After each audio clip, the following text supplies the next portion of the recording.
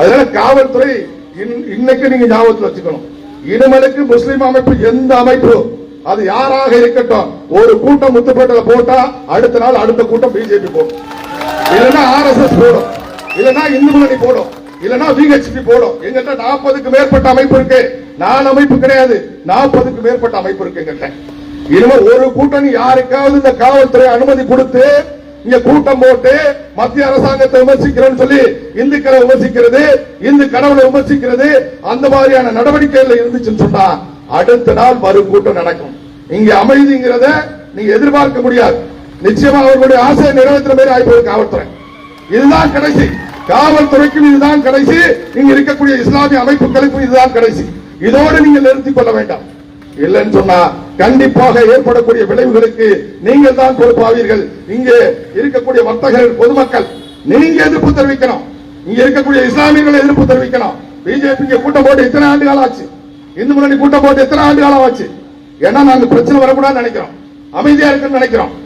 ஆனா தொடர்ச்சியா 6 மாசத்துக்கு ஒரு கூட்டம், 3 மாசத்துக்கு ஒரு கூட்டம் போடுறப்ப எல்லாம் பேசுறது, மத்திய அரசாங்கத்தை பேசுறது, மத்திய அரசாங்கத்துடைய மக்கள் திட்டங்களை பேசுறது, இந்துக்களுக்கு எதிராக பேசுறது, விநாயகர் ஊர்வலத்துக்கு எதிராக பேசுறது, இதை தொடர்ச்சியா அந்த அமைப்புகள் பண்ணிட்டு இருக்கு, காவல்துறை பார்த்துட்டு இருக்கு. இனிமேலுக்கு இந்த மாதிரி ஒரு கூட்டம் இந்த முத்துப்பேட்டையில் நடந்துச்சுன்னா நடக்கிறதே வேற. அதை ஞாபகம், இந்த மாதிரி ரோட்ல போற புறம்போக்கு, ரோட்ல பிச்சை எடுக்கிறவன், அரசியல் அனாத, அந்த மாதிரி பயெல்லாம் வந்து மைக்க பிடிச்சு பேசினா அப்புறம் என்ன நடக்குன்னு சொல்ல முடியாது. எங்களுக்கு ஆள் இருக்கு, எங்களுக்கு உங்களை மாதிரி இவர் தலைவர், இவரே கட்சியினுடைய தேசிய செயலாளர் வேலூர் பிராகு, இஸ்லாமிய மதத்தை சேர்ந்தவர், தேசத்தை நேசிக்கக்கூடியவர்கள். உங்களை மாதிரி ரோட்ல போற சாப்பாட்டுக்கு வழி இல்லாத ஒரு முஸ்லிமை பிடிச்சி கையில எடுத்து கொடுத்து குல்லா வச்சு வந்து இங்க பேச வைக்க எங்களால முடியும். நீங்க எப்படி பிச்சைக்கார பையனை கொண்டாந்து வச்சு பேசுவீங்களோ அதே மாதிரி பிச்சைக்காரன் எங்கேயாவது பிச்சை எடுத்துட்டு போக பாருங்க, அவன் முஸ்லிமான்னு பார்த்து தேடி பிடிச்சி ட்ரெஸ் போட்டு நீ பேசலான்னு சொல்ல வைக்க எங்களால முடியும். அதனால இத்தோட தயவு செஞ்சு இந்த பகுதியில் அமைதி இருக்கணும், கலவரம் ஏற்படக்கூடாது, வன்முறை ஏற்படக்கூடாது, வர்த்தகர்களுக்கு எந்த பாதிப்பு வரக்கூடாது, இங்க இருக்கக்கூடிய இஸ்லாமியர்களும் இந்துக்களும் ஒற்றுமையா இருக்கணும் அப்படின்னு நினைச்சா வர்த்தகர்களும் யாருக்கும் கூட்டம் நடத்துறதுக்கு அனுமதி கொடுக்க கூடாதுங்கிறத வலியுறுத்தணும். இங்க இருக்கக்கூடிய இஸ்லாமியர்களும் வலியுறுத்தணும். இல்லைன்னு சொன்னா நிச்சயமா பதிலுக்கு பதில் உண்டு, வினைக்கு எதிர்வினை உண்டு, தொடர்ச்சியாக நடக்காத மாற்றம் கிடையாது. நீ பேசினா நீ பேச, நான் பேசுவேன், நீ அடிச்சா நான் அடிப்பேன், நீ கூட்டம் போட்டா நான் கூட்டம் போடுவேன். கண்டிப்பா எந்த மாற்றம் கிடையாது. அதனால காவல்துறை ஏதோ பிஜேபி காரன் இந்து முன்னணிக்காரன் சொன்னா அப்படியே அமைதியா போயிருவான், சாம்பார் ஆயிட்டான் நினைச்சிட்டு கூடாது. என்ன காவல்துறை வந்து ரொம்ப இடம் கொடுத்து போச்சு உங்களுக்கு. முத்துப்பேட்டையில ஒரு காலத்துல பாருங்க கட்சி தான் எப்படி இருந்தோம், இந்து இயக்கங்கள் எப்படி இருந்துச்சு. இன்னைக்கு பார்த்தா பிஜேபி ரொம்ப கேவலம். எங்க ஒன்றிய தலைவரை பார்த்தா வா போன்னு கூப்பிடுறது காவல்துறையில் இருக்கக்கூடிய அதிகாரிகள், எங்க மாவட்ட பொறுப்பாளரை பார்த்தா வா போன்னு கூப்பிடுறது. அதிமுக ஒன்றிய செயலாளர் வா போன்னு கூப்பிட்டுருவீங்களா? திமுக ஒன்றிய செயலாளர் நீங்க வா போன்னு கூப்பிட்டுருவீங்களா? எங்களுடைய கட்சிக்கார ஸ்டேஷனுக்கு வந்தா மதிக்கிறது இல்ல, மற்ற கட்சிக்காரன் தான் சேர போட்டு உட்கார வச்சு பேசுறது. கட்சி நிர்வாகிகளுக்கு உரிய மரியாதை காவல்துறை கொடுத்தாங்க. அது நீ எந்த கட்சியா இருந்தாலும் சரி, அது விடுதலை சிறுத்தையா இருந்தாலும் சரிதான், ஒரு கட்சியில ஒன்றிய செயலாளர் இருக்கிறான், ஒன்றிய தலைவர் இருக்கிறான்னு சொன்னா அவனுக்கு மரியாதை கொடுக்கணும். நீங்க எப்படிப்பட்ட அதிகாரியா வேணாலும் யாரு, நீங்க யாரு வா போட்டு பேசுறதுக்கு, மிரட்டத்துக்கு நீங்க யாரு? தொடர்ச்சியாக நடந்துட்டு முத்துப்பேட்டையில. தயவு செஞ்சு இதோட காவல்துறையை நிறுத்திக்கணும். ஆனால் கடந்த காலத்திலே நீங்கள் பார்த்தோம் என்று சொன்னால் 2004 to 14 10 காலத்திலே 2005 பார்த்தீர்கள் என்று சொன்னால் டெல்லியிலே நடைபெற்ற தொடர் வெடிகுண்டு தாக்குதலில் 67 பேர் கொல்லப்பட்டார்கள். அன்றைக்கு இருந்த காங்கிரஸ் கட்சி திராவிட முன்னேற்ற கழகத்தினுடைய கூட்டணி என்ன செய்தார்? அதே போல 2006 பார்த்தீர்கள் என்று சொன்னால் வாரணாசியிலே வெடிகுண்டு தாக்குதல் 20 பேர் கொல்லப்பட்டார்கள். அன்றைக்கு இந்த அரசாங்கம் நடவடிக்கை எடுத்திருக்கிறதா? அதுக்கு பிறகு 2006 மும்பையில் ரயில்ல வெடிகுண்டு தாக்குதல் 209 பேர் படுகொலை செய்யப்பட்டார்கள். அன்றைக்கு இருந்த காங்கிரஸ் திராவிட முன்னேற்ற கழகத்துடைய ஆட்சி எப்படிப்பட்ட நடவடிக்கைகள் எடுத்தார்கள்? 2008 அதே மாதிரி பார்த்தோம் சொன்னா ஜெய்ப்பூர்ல வெடிகுண்டு தாக்குதல் 71 பேர் கொல்லப்பட்டார்கள். 2008 அதே ஆண்டிலே அகமதாபாத்தில் வெடிகுண்டு தாக்குதல் 56 பேர் கொல்லப்பட்டார்கள். அதே 2008 டெல்லியிலே வெடிகுண்டு தாக்குதல் 36 பேர் கொல்லப்பட்டார்கள். அதே 2008 மும்பையிலே பயங்கரவாத தாக்குதல் 171 பேர் கொல்லப்பட்டார்கள். 2010 புனேயில பார்த்தோம் சொன்னா 17 பேர் கொல்லப்பட்டார்கள். 2011 மும்பையில வெடிகுண்டு தாக்குதல் 28 பேர் படுகொலை செய்யப்பட்டார்கள். 2011 டெல்லியில வெடிகுண்டு தாக்குதல் 15 பேர் படுகொலை செய்யப்பட்டார்கள். 2013 ஹைதராபாத்திலே வெடிகுண்டு தாக்குதல் 18 பேர் படுகொலை செய்யப்பட்டார்கள். அந்த 10 ஆண்டு கால காங்கிரஸ் திராவிட முன்னேற்ற கழகத்தினுடைய ஆட்சியில எத்தனை பேர் பொதுமக்கள் ராணுவ வீரர்கள் கொல்லப்பட்டிருக்கிறார்கள். அந்த அரசாங்கம் எடுத்த நடவடிக்கை என்ன? அப்படிப்பட்ட அலி போன்ற அரசாங்கம் வேண்டும் என்று இவர்கள் நினைக்கின்றார்களா? அப்படிப்பட்ட சிகண்டி போன்ற பிரதமர் வேண்டும் என்று இவர்கள் நினைக்கின்றார்களா? அல்லது நரேந்திர மோடி போன்ற ஆண்மை மிக்க தைரியம் மிக்க இன்றைக்கு உலகத்தையே அச்சப்பட வைத்திருக்கக்கூடிய ஒரு தலைவர் வேண்டும் என்று நினைக்கின்றார்களா? இவர்கள் இந்த நாட்டிலே ஒரு பிரதமர் ஸ்திரத்தன்மை மிக்க தைரியம் மிக்க பிரதமர் இருக்கக்கூடாது என்று நினைக்கின்றார்கள். இந்த நாடு வளர்ச்சி அடையக்கூடாது என்று நினைக்கின்றார்கள். எதற்காக காஷ்மீரில் தாக்குதல் நடத்தினார்கள்? பகல்காமில் நடத்தப்பட்ட தாக்குதல் எதற்காக?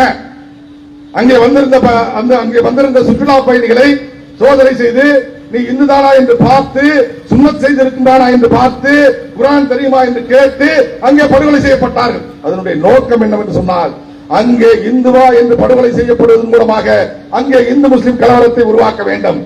இந்துக்களும் முஸ்லிம்களும் அங்கே படுகொலைகளிலே ஈடுபட வேண்டும். இந்த நாடு முழுவதும் கலவரம் ஏற்பட வேண்டும். அதன் மூலமாக இந்திய நாட்டினுடைய வளர்ச்சி பாதிக்கப்பட வேண்டும் என்று பாகிஸ்தானுடைய தூண்டுதலின் பேரிலே பயங்கரவாதிகள் செயல்பட்டார்கள். அதே போன்ற சிந்தனை தான் இங்கு இருக்கக்கூடியவர்களுக்கு. அதே போன்ற சிந்தனை தான் பாகிஸ்தானுடைய தூண்டுதலின் பேரிலே பயங்கரவாதிகள் எந்த நோக்கத்தோடு செயல்பட்டார்களோ அந்த நோக்கம் முறியடிக்கப்பட்டிருக்கிறது. ஏனென்று சொன்னால், வெடிகுண்டு தாக்குதல் நடத்திய உடனடியாக வெடிகுண்டு தாக்குதல் நிறுத்துவதற்காக போராடி உயிர் நீத்தவன் ஒரு முஸ்லிம். அதே போல வெடிகுண்டு தாக்குதலில் காயமடைந்தவர்களை மருத்துவமனைக்கு தூக்கிச் சென்றவன் முஸ்லிம். அதே போல வெடிகுண்டு தாக்குதலில் பார்த்தோம் என்று சொன்னால் எத்தனையோ பேர் இறந்து போனார்கள். அவர்களுக்காக வீதியிலே இறங்கி ஆயிரக்கணக்காக போராடிய காஷ்மீர் மக்கள் முஸ்லிம்கள். ஒரு காலத்தில் இந்திய நாட்டை வெறுத்த, பாகிஸ்தானுக்கு ஆதரவாக இருந்த, பயங்கரவாதிகளை கைது செய்ய செல்லக்கூடிய ராணுவ வீரர்களை கல்லறிந்து கொன்ற காஷ்மீரை சேர்ந்த மக்கள் இன்றைக்கு பயங்கரவாதிகள் ஒழிக்கப்பட வேண்டும், பாகிஸ்தான் ஒழிக்கப்பட வேண்டும் என்பதற்காக வீதியிலே இறங்கி போராடி கொண்டிருக்கின்றார்கள்.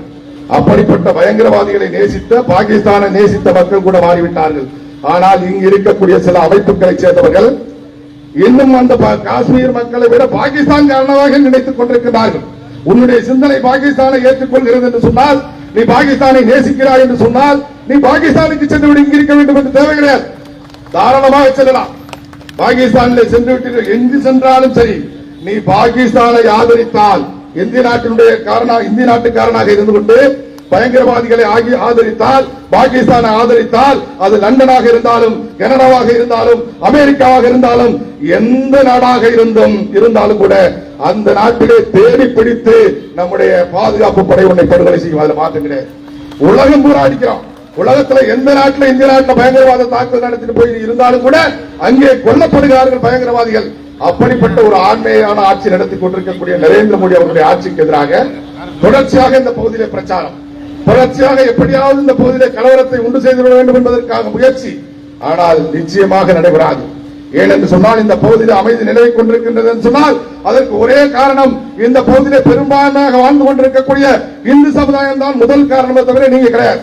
உங்களை போன்ற சீர்கெட்ட அமைப்புகள் கிடையாது. அதே போல தேசபக்தி மிக்க முஸ்லிம்களும் இங்கே அமைதி நிலவ வேண்டும் என்று விரும்புகின்றார்கள். தேசத்திற்கு விரோதமாக சிந்தனை இருக்கக்கூடியவர்கள், பயங்கரவாதிகளுக்கு ஆதரவான சிந்தனை இருக்கக்கூடியவர்கள், பாகிஸ்தானுக்கு ஆதரவான சிந்தனை இருக்கக்கூடியவர்கள், பயங்கரவாதிகளை ஆதரிக்கக்கூடியவர்கள், பிரிவினைவாதிகள் தான் இன்றைக்கு இந்த பகுதியில் அமைதி நிலவக்கூடாது, கலவரம் ஏற்பட வேண்டும் என்பதற்காக, இந்த இஸ்லாமிய மக்களுடைய நன்மைக்காக மத்திய அரசாங்கம் கொண்டு வரக்கூடிய எல்லா சட்டங்களுக்கு எதிராகவும் தொடர்ச்சியாக போராட்டங்களை நடத்தி கொண்டிருக்கின்றார்கள். இத்தனை ஆண்டு காலமாக நாமும் பொறுத்திருந்தோம். காவல்துறை, இங்க இருக்கக்கூடிய இந்த மாவட்டத்தில் இருக்கக்கூடிய காவல்துறை எந்த காவல்துறையாக இருந்தாலும் சரிதான், பல ஆண்டு காலமாக நாம் பார்த்துக் கொண்டிருக்கின்றோம். யார் வேண்டுமானாலும் போராட்டம் நடத்தலாம். அது எஸ்டிபிஐ அமைப்பு நடத்தலாம், தமிழ்நாடு தௌஹீத் ஜமாத் நடத்தலாம், பாகிஸ்தான் இருக்கக்கூடிய பயங்கரவாதி வந்து கூட்டம் போடுறா கூட இங்க போடலாம், அமித்ஷா வந்து இங்க கூட்டம் போடுறா கூட போடலாம், காவல்துறை அனுமதி கொடுக்கும். ஆனா பிஜேபி கார இந்து இயக்கத்துக்கார போடுறதுன்னு சொன்னா அனுமதி கிடையாது. உடனே அதை தடுத்து நிறுத்துறது, கைது பண்றது, சிறையில் அடைக்கிறது, கேஸ் போடுறது, வழக்கு போடுறது, இது வழக்கமா போச்சு. அந்த அடிப்படையில் தான் இன்னைக்கு தேசிய கொடி ஊர்வலத்தை கூட தடுத்து நிறுத்திருக்காங்க.